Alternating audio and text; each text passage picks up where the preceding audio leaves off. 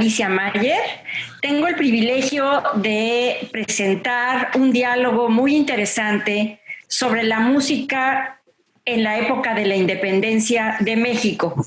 Y nos acompañan el día de hoy Benjamín Echenique y John Lazos, músicos y especialistas en musicología.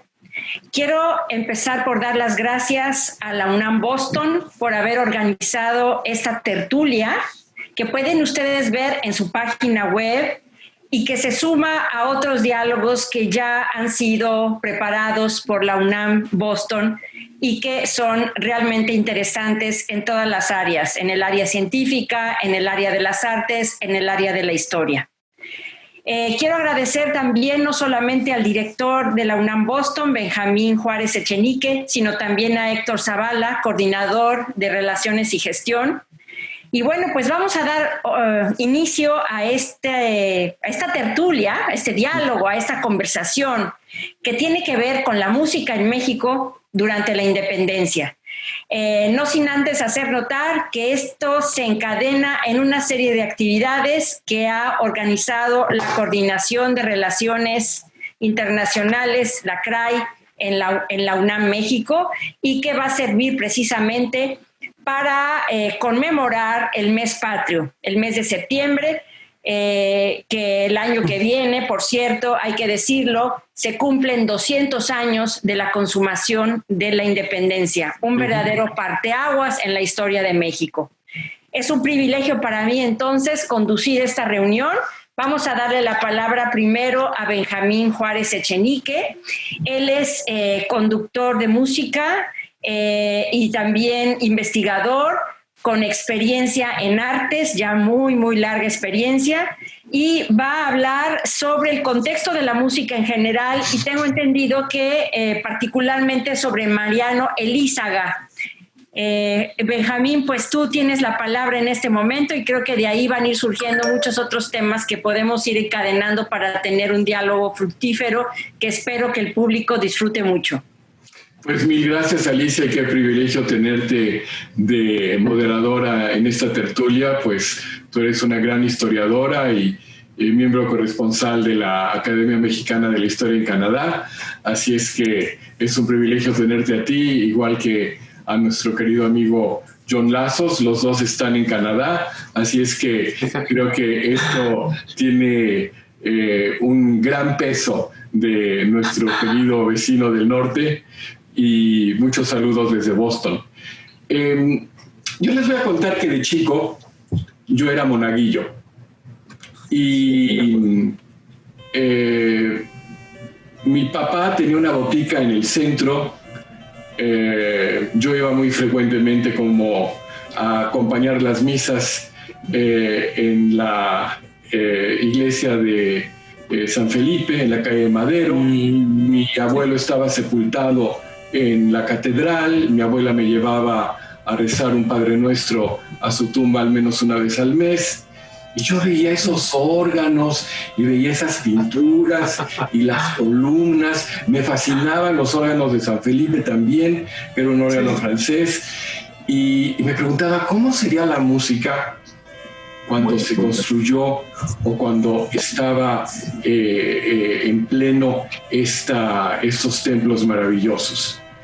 Y pues a través de los años tuve la suerte de trabajar con dos grandes maestros del tema, el doctor Thomas Stanford, que fue un querido colaborador durante décadas, y el doctor Robert Stevenson, que fue también un mentor queridísimo. Y ellos me guiaron en adentrarme en los compositores que se conservan tanto en las catedrales de la Ciudad de México como en la Catedral de la Ciudad de Puebla, y ahí pues me encontré con una serie de tesoros. Era como si hubiera otras decenas de catedrales invisibles guardadas en los archivos, y muchos de estos compositores eran nombres para mí totalmente desconocidos, pero una vez escuchada su música, que no había sonado en 200 o 250 años, pues me quedaba yo sorprendido de ese injusto silencio. Uno de los compositores que más me ha interesado a través del tiempo ha sido Ignacio Jerusalén. Jerusalén y Estela nació en la ciudad de Lecce, ahora es Italia, pero en aquella época era parte del Imperio Español, porque estaba en el tacón de la bota de la península italiana. De ahí pasó al norte de África y finalmente estuvo en Madrid, donde fue contratado para ser maestro violín del Teatro del Coliseo, y después hizo un examen para ser también maestro de capilla, director de música de la Catedral de México, con grandes protestas, porque él rompió toda esa tradición del estilo antiguo, más bien basado en la polifonía, por un estilo brillante, totalmente aprendido en los conservatorios de Nápoles, donde él también estudió, y esto va a traer un aire nuevo dentro del periodo en que estaba todavía como virrey, el primer conde de Villagigedo, y un estilo donde se usan ya violines, trompas e instrumentos que eran considerados quizás demasiado profanos hace apenas unas décadas. Así es que él rompió con las tradiciones, y además podemos ya ver entre sus obras algunos dejos de música, de pompa, de celebración, solemnes y brillantes, donde se habla del águila caudalosa que cruza la esfera. No es solamente música ni de teatro ni religiosa, sino es música que ya está buscando una identidad en un nuevo mundo para él, donde obviamente estaba totalmente sorprendido por todo lo que veía. Otro de los compositores que descubrí posterior en los archivos de la Catedral de México de esta época fue Manuel Arenzana, que nació en Puebla, pero rápidamente se fue a la Ciudad de México. Él nació en Puebla por ahí de 1770 y ha de haber muerto en la Ciudad de México por 1825. Ya Arenzana es un músico que nace novohispano y muere mexicano, pero que igual en tiempos de guerra, en tiempos paupérrimos, escribe y compone para la iglesia y para el teatro. Hace óperas que son comparadas por la Gaceta de México con elogios al lado de nombres como Cimarosa. Y desde luego otro gran compositor que no he trabajado tanto, pero que me ha interesado mucho, es el que mencionaba Alicia, Mariano Elízaga. Él nació en 1786, murió en 1842, y bueno, tuvo la suerte de tener una alumna muy guapa y muy talentosa de piano, que se llamaba Ana María Huarte, y además muy suertuda porque se casó en algún momento con Agustín de Iturbide, así es que fue emperatriz de México, y pocos días después había el influyentismo, algo que se origina desde mucho antes y lamentablemente continúa en muchas geografías. Invita a su maestro Mariano Elízaga para que sea maestro de la Capilla Imperial y forma la primer sociedad filarmónica de conciertos en 1824. Obviamente llega a ser maestro de la Capilla Imperial en 1822. En la biblioteca de la Universidad Nacional, en la colección La Fragua, hay un himno cívico. Hay en una colección privada una marcha imperial para Agustín I, y después podremos oír un fragmento de unas hermosas últimas variaciones para piano que él escribió. Pero Elízaga y otros compositores de la época se preguntaban ¿dónde están los Mozart mexicanos? ¿Dónde están los Beethoven mexicanos? Si tenemos el mismo talento, ¿por qué no hay la educación? ¿Por qué no hay el apoyo para que germine y se difunda este enorme talento? Y uno de los más grandes talentos que vamos a ver, y a diferencia de la Sociedad Filarmónica, que fue muy efímera, de Lízaga, hubo otro niño talentosísimo que después iba a ser organista y maestro de capilla y que fundó una sociedad filarmónica que crea un nuevo espacio para la música. Pero de esto nos va a hablar John Lazos, que es el que se la sabe de todas.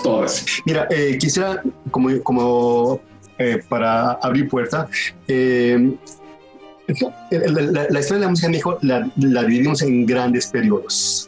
Hablamos del periodo virreinal o la Nueva España, 16, 17, 18, luego independiente, y nos vamos al fin del 19, música de salón, y empieza el nacionalismo, siglo XX, que es, digamos, el periodo que más predomina en nuestra cultura, en nuestros oídos, sobre todo cuando hablamos de música que identifica qué es lo mexicano en un sentido de lenguaje de concierto.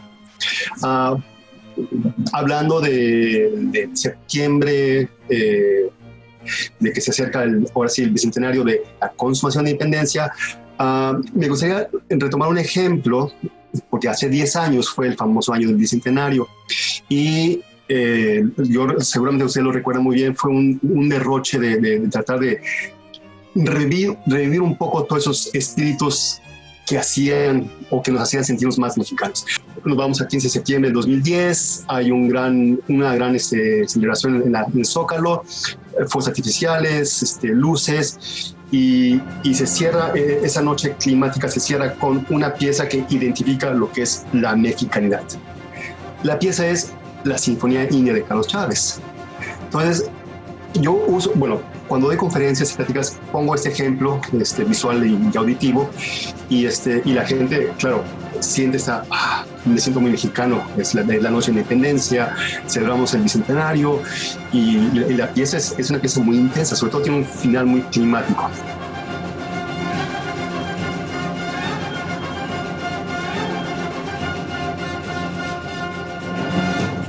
Y luego les digo, hay una paradoja, ¿no? Estamos celebrando la independencia y estamos escuchando sonidos del siglo XX.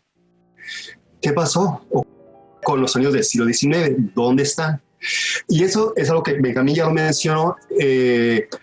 Sí, tenemos una gran cultura musical en México. De eso no lo discutimos. Cuando nos vamos a hablar de ciertos periodos, aparentemente tenemos grandes vacíos. Yo digo, ya lo mencionaste, ya lo mencionó Benjamín, yo toqué, fui músico de orquesta varios años, y hay un repertorio que es muy mexicano: Chávez, Revueltas, Ponce, Márquez. Vámonos al siglo XIX. ¿Dónde están aquellos músicos? Esa es la pregunta que de pronto nos estamos haciendo. Cuando yo empecé a buscar un tema para el doctorado, fui a donde vive mi padre, donde yo crecí, pasé parte de mi vida, que fue en Chiapas. Y me habían comentado que había música en San Cristóbal de las Casas, que es una catedral muy bonita, una de las primeras diócesis fundadas en el siglo XVI, un poco como abandonada. Y yo conocía muy bien el lugar, pero no sabía que había un archivo. Voy, después de ciertas luchas, me dan permiso de ver los documentos y me encuentro con que hay 11 manuscritos de 5 compositores del siglo XIX, entre ellos un tal José A. Gómez. El manuscrito consta de más de 500 folios, tiene una portada bellamente adornada con un listón a 3 colores, detalle a mano, y uno se queda viendo el manuscrito, porque el repertorio que estamos hablando, Benjamín y yo, básicamente sobrevive gracias al manuscrito.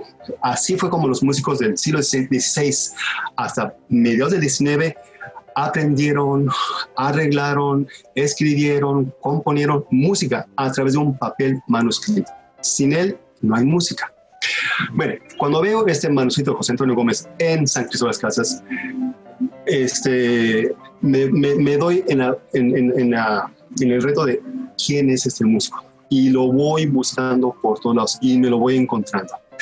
Sí, él fue organista de la Catedral Metropolitana, De hecho, él fue tercer organista unos meses antes de que México consumara la independencia en 1821.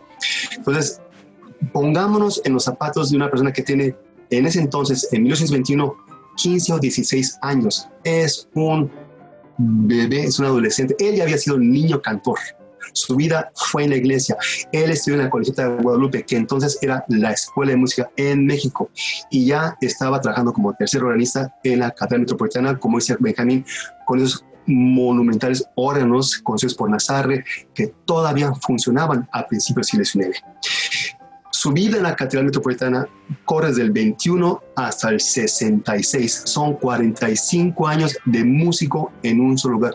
No fue maestro de capilla, lo pudo haber sido. Manterola fue el último, pero ya en los 30 la iglesia no podía mantener la capilla musical y los músicos, como dijiste Benjamín, muchos se habían ido al teatro. Entonces, pero Gómez aprovecha ese vacío y se convierte en primer organista y un poco de facto el responsable de las actividades musicales dentro de la catedral. Esto da un pie solo en la catedral y pondría otro en la sociedad civil, donde él empieza a ser pionero en varias actividades.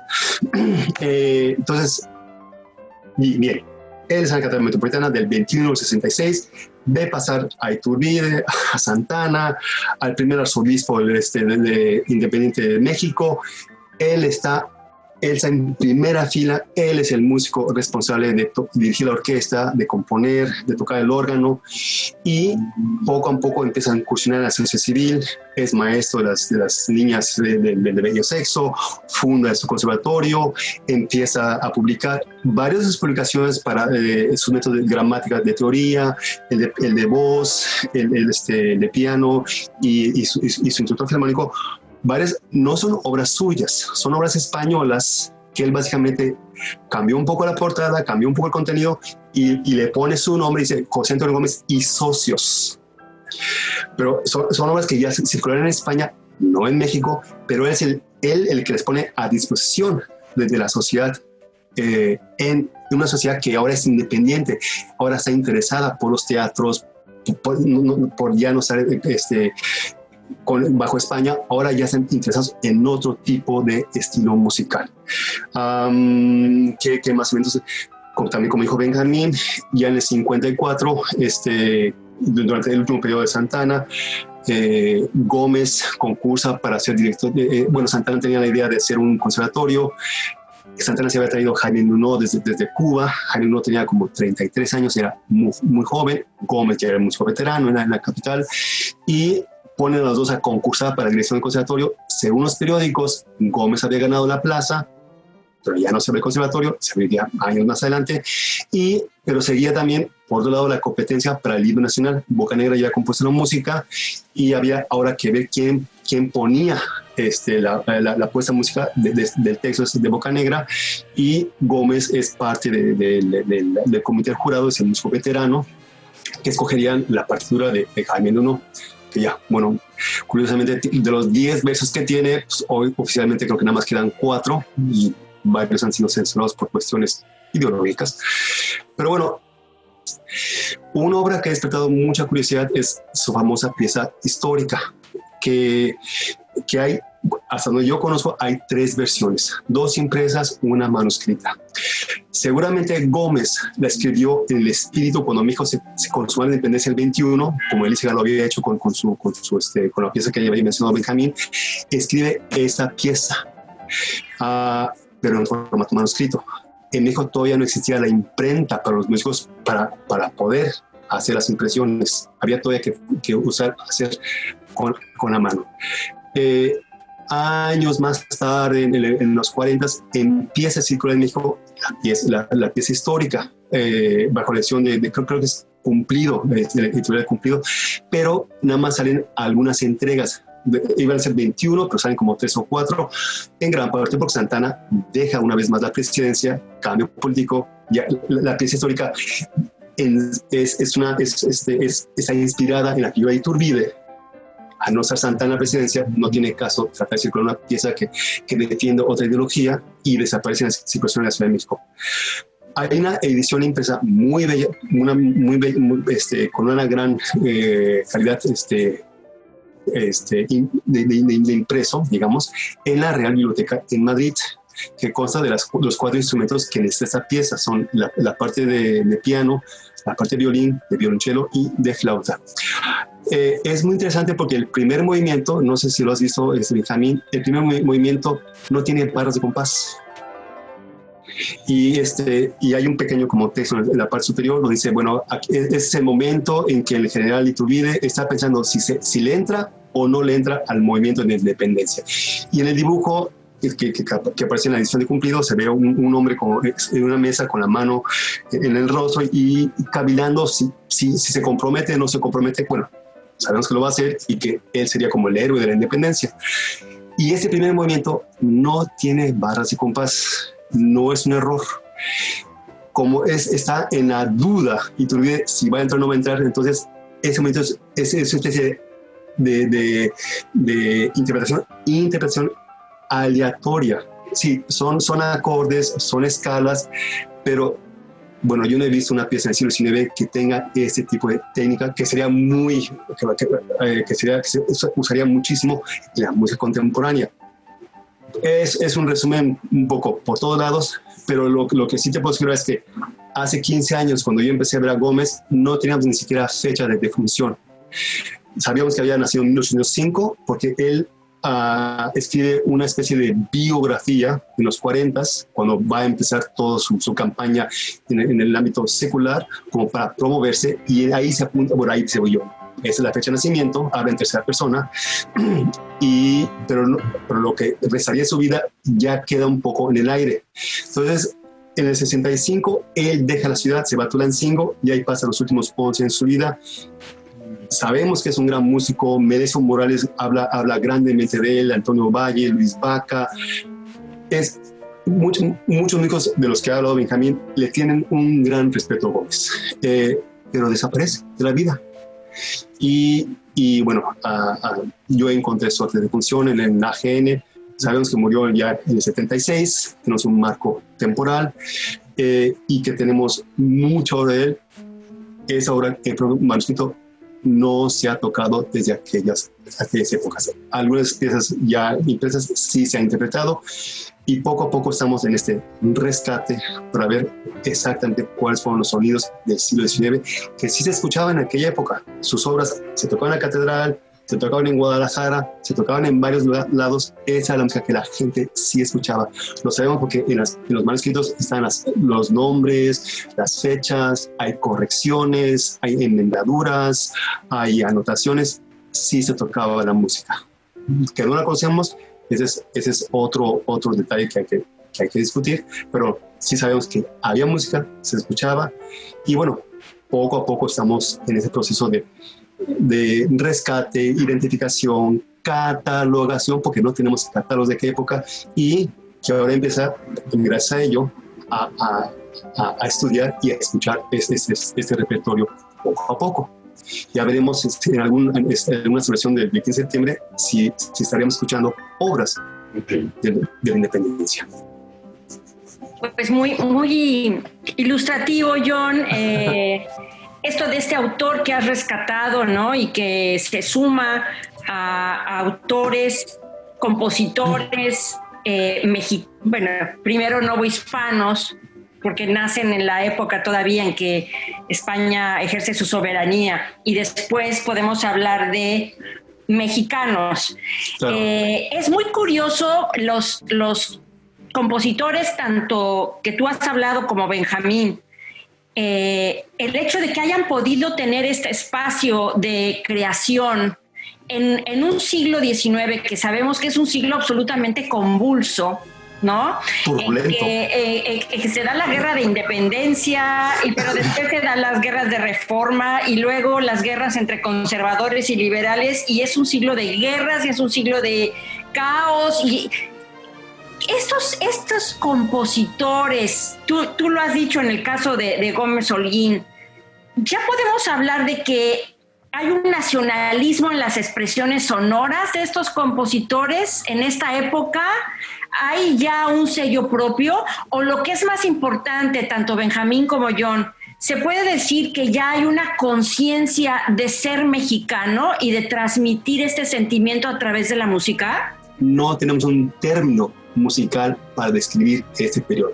Lo tenemos para los demás periodos: música no hispana, música de salón, nacionalismo, contemporáneo, y las primeras décadas del 21 al Segundo Imperio, el 62, a Maximiliano, es como, ¿y eso cómo le llamamos? Bueno, nos queda claro, los que hemos estado metiéndonos en los archivos, que sí había música, había músicos, había una vida musical muy rica en ese periodo. Tanto en la iglesia, tanto en los teatros, en las academias, en las impresiones, lo había. Eso ya queda claro. ¿Qué es nacionalismo? ¿Qué es mexicano? ¿Qué es americano? Porque también había ese concepto de seguir siendo americanos. Es algo que es un lesio que todavía no nos queda a distancia, porque yo creo que el primer paso es escuchar ese repertorio. A través de poder escuchar, y no escuchar una vez una obra, es escucharla, volver a tocarla y hasta que la música empieza a tener ya una familiaridad. Es que, como bien dices, para un historiador, por ejemplo, ¿qué es lo mexicano? Eso se lo preguntan hasta el siglo XX. Claro, y yo creo claro. que la gran historiografía nacionalista es de los años 50 del siglo XX. Que tiene una visión. Yo dudo muchísimo que ellos hayan preguntado por la mexicanidad 2 días después de la independencia, ¿no? Claro. Ellos son criollos o son mestizos que están en un sitio donde tienen una serie de elementos identitarios y culturales, pero que cada quien defiende sus propios intereses. La independencia se da por eso, porque los criollos van a defender sus intereses, no porque haya un nacionalismo, ni mucho menos, porque no existe esa idea como tal, ¿no?